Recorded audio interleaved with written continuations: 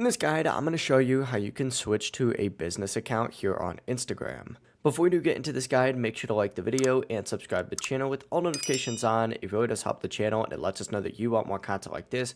We'd greatly appreciate it if at any point throughout this guide you did have any questions, just ask them down in the comment section below and we can help you out further. I'm going to be doing my best to reply to every single comment down there. First things first, go ahead and open up Instagram and go to your profile in the bottom right. Once you're in your profile, go ahead and tap the three lines up in the top right, and this is going to take you into your settings and activity. We just need to scroll down a little bit until you see the options for account type and tool. This is in the subcategory for your insights and tool, but essentially go ahead and select that. It's going to bring you to these new settings just like so. And once of course you are in here, you need to go ahead and just hit switch to professional account.